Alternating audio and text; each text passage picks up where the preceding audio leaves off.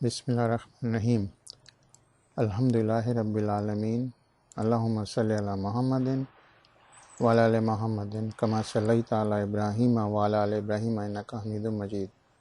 السلام علیکم ورحمۃ اللہ وبرکاتہ۔ آج کے دور میں ابھی تک ایسے لوگ موجود ہیں جن کو یہ نہیں معلوم کہ دل کا دورہ پڑنا یا فالج کے اسٹروک کا ہونا یا دل کے جکڑنے کا ہونے کی کیا علامتیں ہیں۔ اس کا نتیجہ یہ ہوتا ہے کہ وہ فوراً کوئی علاج نہیں کر پاتے اور پھر یا تو جسمانی طور پر معذور ہو جاتے ہیں یا پھر ان کی موت واقع ہو جاتی ہے۔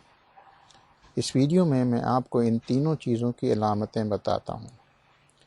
پہلی چیز دل کا دورہ جسے ہارٹ اٹیک کہتے ہیں۔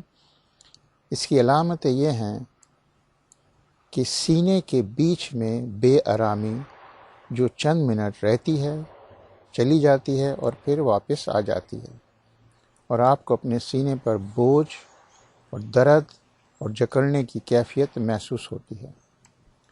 اس کے علاوہ جسم کے اوپر کے حصوں میں درد، جس میں ایک یا دونوں ہاتھ، پیٹھ، گردن، جبڑا اور پیٹ بھی شامل ہیں۔ آپ کی سانس بھی پھولنے لگتی ہے اور یہ بھی ہوتا ہے کہ آپ کو بہت پسینہ آئے اور آپ کا سر ہلکا محسوس ہو۔ اگر آپ کی نشانیاں اپنے میں دیکھیں یا کسی اور میں تو فوراً ایمبولینس کو بلائیں۔ اب فالج جسے اسٹروک کہتے ہیں، اس کی علامتیں یہ ہیں: اچانک چہرے کا نم ہو جانا یا کمزور ہو جانا، یا ہاتھ یا پاؤں کا بھی ایسا ہی ہو جانا۔ اچانک یادداشت خراب ہو جائے اور بولنا اور سمجھنا مشکل لگے۔ اچانک ایک یا دونوں آنکھوں سے دیکھنا مشکل لگے۔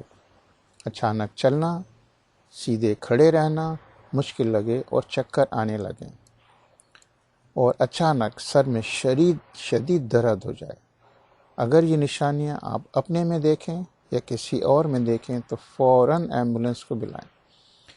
فالج کے اثرات شروع ہونے کے 3 گھنٹے کے اندر مریض کو کلاٹ کو ختم کرنے کی دوا ملنی چاہیے، ورنہ اس کا نقصان مستقل ہو سکتا ہے، جو کہ جسم کی مستقل معذوری ہے۔ اب آخری چیز دل کا جکڑنا یا جسے کارڈیک اریسٹ کہتے ہیں۔ اس کی علامتیں یہ ہیں کہ اگر آپ مریض کے کاندھوں کو ہلکا سا ماریں تو وہ کوئی جواب نہیں دے۔ وہ صحیح طرح سے سانس نہیں لیتا جب آپ اس کا سر اٹھائیں اور 5 سیکنڈ کے لیے اس کی سانس کو محسوس کریں۔ اس صورت میں فوراً ایمبولینس کو بلائیں۔ اور آخر میں آپ سب لوگوں سے گزارش کرتا ہوں کہ اپنے گھر میں سب لوگوں کو یہ علامتیں بتائیں تاکہ مریض کو صحیح وقت پر علاج مل سکے۔ والسلام علیکم ورحمۃ اللہ وبرکاتہ۔